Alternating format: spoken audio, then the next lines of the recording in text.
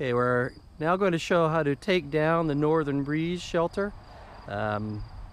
Basically, it's just the reverse process of what we've done for setup. Coriander is disconnecting the shoulder attachments and the leg clips, and she'll just do this as she goes around as all 4 poles.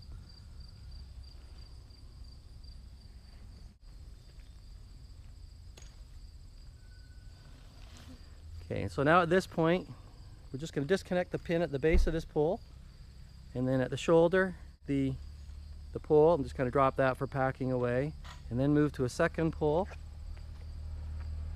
Same process, and now what you can see, the tent wants to come down, so you just rest it down.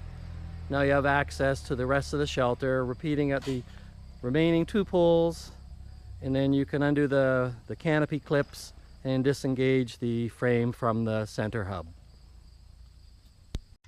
So now tent's down, and we've just repacking the poles, and we've got the leg sections and the canopy, 3 canopy poles already packed together, and now we're showing how to pack what are the roof poles, the roof sections.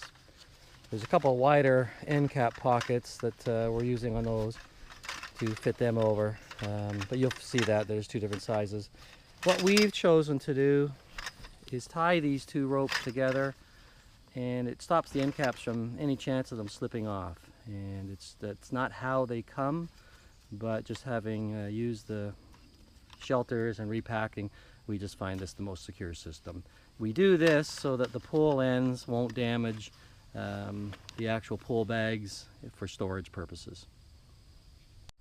Okay, so now we're the packing up of the actual fabric itself. Coriander's got the you'll get a brightly colored pouch that was attached to the hub, and that gets packed. If you don't do that, you could result in the metal hub actually damaging the roof cloth. That's why we've added it, why we've got it colored, so that you can find it easily and know that it's got a purpose. So then next we're going to do is we're actually going to take the entire shelter and invert it so it's laying upside down on the roof. Okay, so now we've inverted the entire structure so it's basically upside down, and Coriander is now folding in all the mesh walls and curtains onto the inverted roof, and I can offer some help. So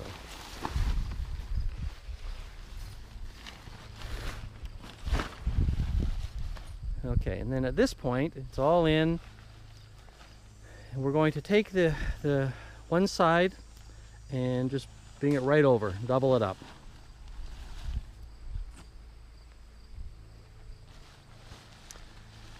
Yeah. So now what you do, you'll see you've got the capped hub, and at this point you want to squeeze the air out as much as you can so that you don't trap it inside. Okay, now we're going to fold it one more time. And what you're doing is basically getting it the fold down to the size of the actual fabric tent bag right in front of us, right in front of me.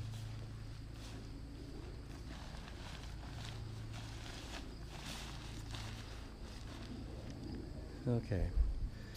And what you can do one more time is you can actually lift up that whole half and bring it to this end. Yep. And then starting with the hub, and just kind of pressing the air out as best you can as you make the roll.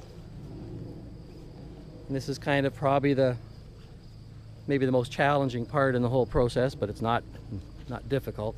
But the more air you squeeze out, the easier it is to pack in the final bag.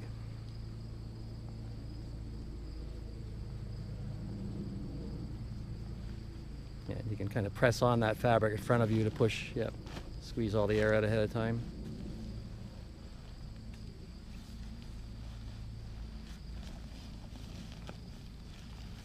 Okay, so we do have, if you need, the ties that came with it.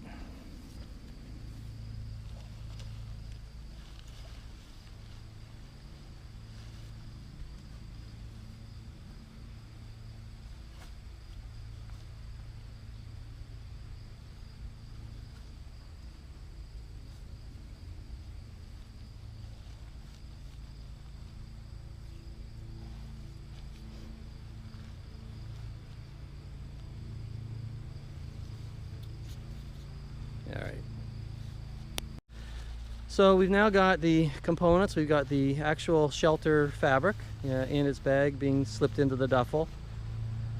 The poles all packaged back, slipping in alongside. And then your stake bag. Whoop, yep, she's got, okay, good. Stake bag with the guy line ropes and instructions. And just work it along. And there you have it. It's all packed in much the way it was when it came. Thank you very much.